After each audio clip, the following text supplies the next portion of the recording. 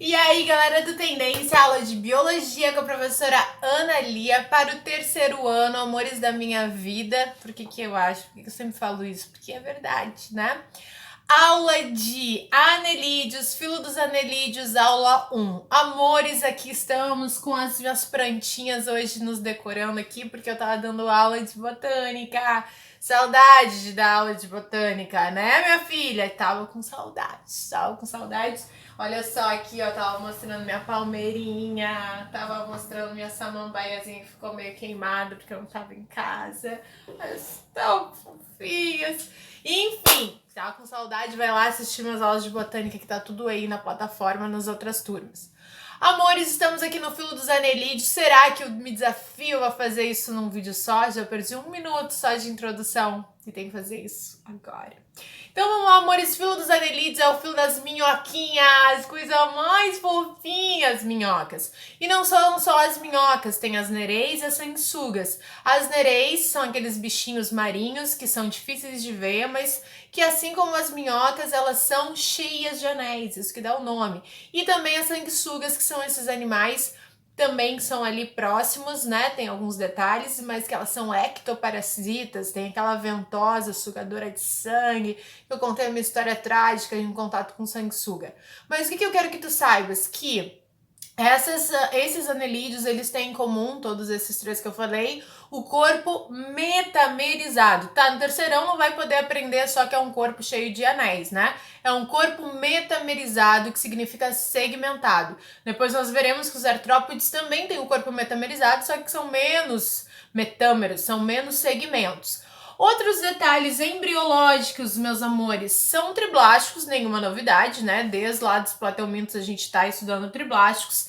E aqui tem uma que não é novidade, simetria bilateral, que nem os plateumintos e os nemateumintos. Protostômios, também que nem os plateumintos e nemateumintos, boca surge primeiro, tá? Boca surge primeiro, antes do que o ânus, o blastóporo dá origem à boca. E aqui a grande novidade, a novidade evolutiva chegou. Qual é a novidade evolutiva? Ah, falando nisso, gente, eu tava revendo meu vídeo de plateuminto e eu desenhei uma planária, eu tô desenhando uma planária e eu bem louca dizendo assim, que eu estou desenhando uma tênia, ninguém me corrigiu. Ninguém veio pra mim ensinar ali, tu tá maluquinha, né? Eu recém tinha falado do planária, me veio na cabeça, sei lá, fiquei louca.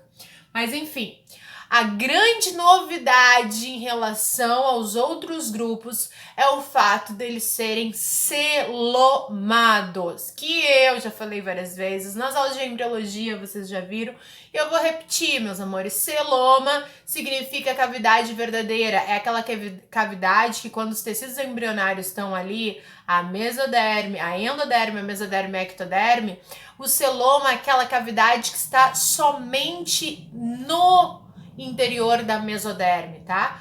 Os nematóides, os nemateumintos que nós vimos antes, eles eram pseudocelomados, o que significa que a cavidade deles está entre a endo e a meso. Os plateumintos eram acelomados, não tinham espaço entre os tecidos. E os celomados, eles vão ter essa cavidade, e essa cavidade vai estar só no interior da mesoderme, e essa cavidade normalmente é onde os órgãos internos do animal vão se instalar, vão se desenvolver, ok? Então eles são os primeiros a serem celomados. A partir daqui, todos que nós estudaremos serão celomados. Aprendeu? Escreveu? É muito importante isso daí, tá? Coisa que parece ser óbvio aqui, porque a gente já tá falando disso desde o ano passado. No vestibular, é o teu diferencial pra acertar aquela questãozinha. E de anelídeo, gente, é assim, ó, zoologia, tanto na UFSC quanto na UDESC, eles pegam um filo e falam detalhadamente. Há uns 2, 3 anos atrás caiu uma questão inteira de anelídeos. E outro detalhe, eles são bichos extremamente desenvolvidos, galera, que tem coisas muito similares conosco, como por exemplo o sistema circulatório. Sistema circulatório altamente desenvolvido, então a gente tem que saber isso, porque eles são assim, ó, parecido contigo, tu vai nunca mais verá minhocas com os mesmos olhos. E aí, meus amores, tem de vida livre, vida terrestre, água doce, água salgada. E também a gente tem os ectoparasitas, que são aí as sanguessuguinhas. Inclusive, o segundo ano, como atividade para P3, eles tinham que fazer um documentário sobre algum animal. Teve um grupo que fez sobre sanguessuga e ficou maravilhoso. Acho que tá lá na minha playlist de trabalhos de alunos. Vale a pena assistir, tá? E aí, meus amores, nós vamos para... Já vimos as questões embriológicas, agora a gente vai ver as questões de classificação. Então, o que a gente sabe? Que a gente sabe que é um filo e dentro do filo existe uma divisão de classes. E existem 3 classes. Quais são essas classes? Oligoquetas, poliquetas e hirudíneos. Oligoquetas, vou escrever aqui pra ti, ó. Aqui no meu quadro. No meu quadro, ó. Oligoquetas, poliquetas. Eu juro que eu tô escrevendo, já vou te mostrar. Hirudíneos. Hirudíneos.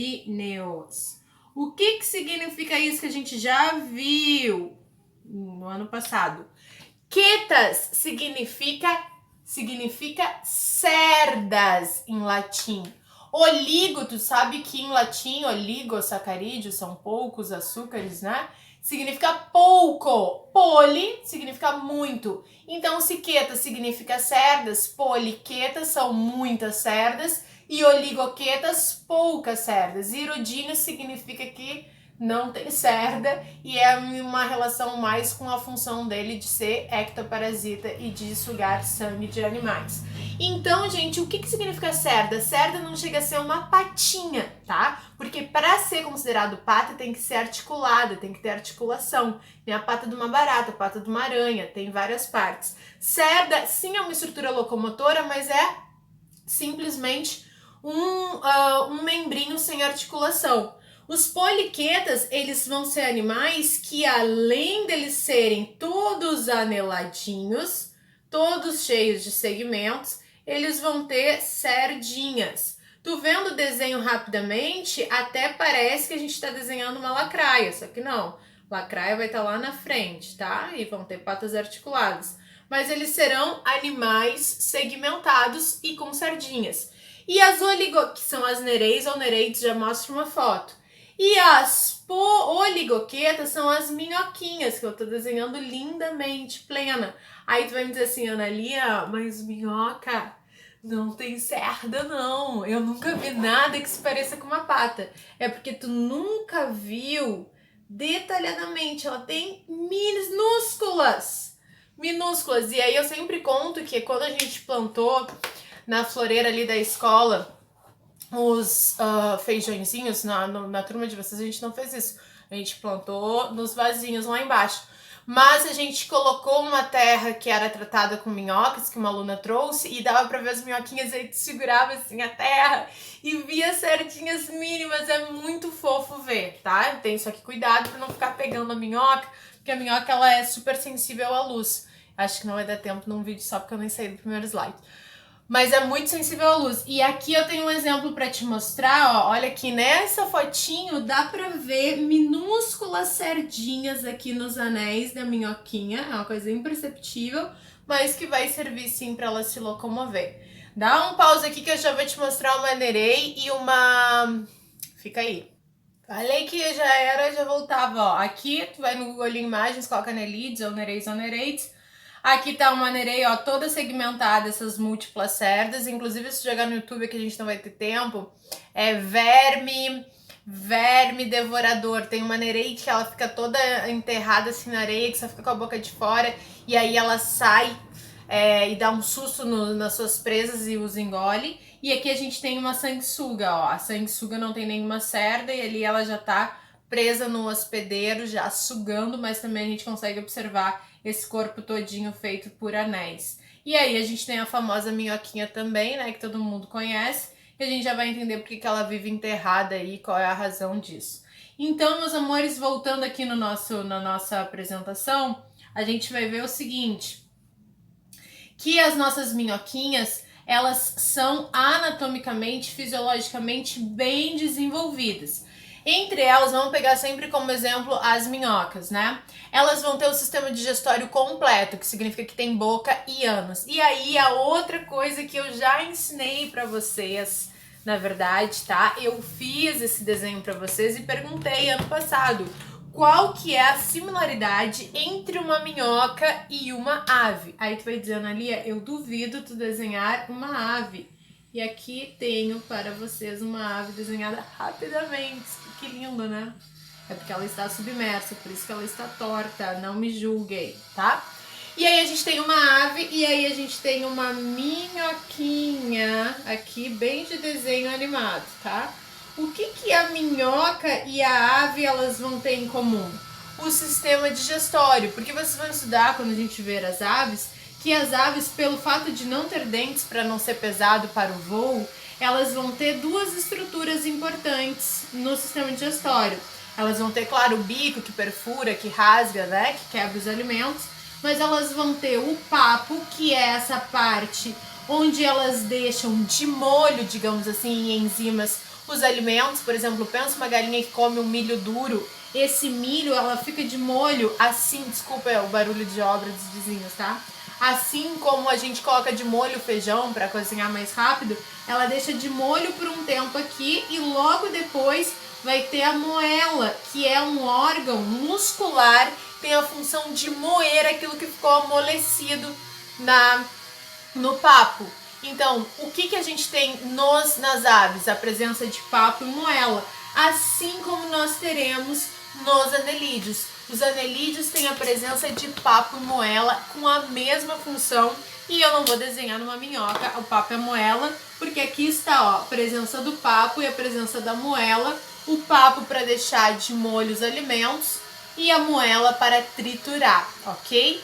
Outro detalhe que eu já vou falar das minhas amiguinhas minhoquinhas é que elas têm uma alta importância na decomposição de substâncias. Elas comem restos de vegetais, plantinhas e o que fica no solo.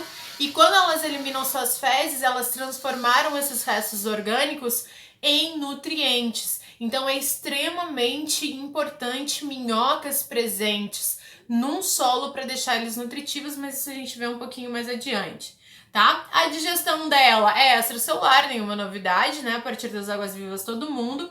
E a presença da tiflossole no intestino, que é uma estrutura em espiral que aumenta a capacidade de absorção. Depois a gente vai ver lá na frente que os peixes cartilaginosos também têm essa tiflossole, tá? Porque pensa, o nosso intestino, ele tem metros e metros de comprimento e as vilosidades, microvilosidades, tudo para ajudar a nossa digestão, elas também têm uma estrutura que é a tiflossole que aumenta o contato e a absorção. Sistema cardiovascular. Aí, meu amor, volta pro desenho. Então, o sistema digestório começa boca, ânus, papo e moela, tiflossole no intestino. Agora, o sistema cardiovascular é o mais importante. Por quê? Elas têm um sistema circulatório fechado. O que significa sistema circulatório fechado? Que o sangue percorre vasos sanguíneos. Depois a gente vai estudar os artrópodes, que é sistema circulatório aberto, que é bem mais simples. Fechado dá o quê? Maior capacidade de transporte de nutrientes, de oxigênio, que a gente vai falar, no corpinho desse animal. E te digo mais, esse sistema circulatório fechado, o sangue circulando por vasos sanguíneos, ele precisa ser bombeado. Então te liga, a minhoca tem coração, meu amor. E ela não tem um coração, ela tem pares, 5 pares de corações. Isso se pede muito. Aqui são mínimos coraçõezinhos, 5 pares de cada lado, corações laterais, que bombeiam esse sangue. E tu acha que é só isso de especial que ela tem? Não, porque tu tem boa memória e tu te lembra. Além de tu, os vizinhos gritando aqui, porque agora passou a obra e tem um vizinho gritando, mas isso continua, porque é o home office, assim. A gente continua dizendo o quê? Que além de tudo isso, meus amores, ela no sangue, ela tem um pigmento. E o que significa ter pigmento? Nosso pigmento no sangue, no caso dos seres humanos, é a hemoglobina. E qual a função da hemoglobina? Se ligar com o oxigênio e carregar oxigênio. Então, ela é um dos poucos invertebrados que tem essa capacidade do sangue carregar o oxigênio. Lá, quando a gente for estudar os artrópodes, o próximo grupo que a gente vai estudar, não acontece isso. Não é através do sangue que o oxigênio é liberado. Então, a gente viu sistema circulatório fechado, presença de corações e ainda a função pigmento no sangue com função respiratória, com função de transportar os gases da respiração. Ela é demais? Ela é demais. Eu sou fã de uma minhoca, tá? Então, temos que saber isso.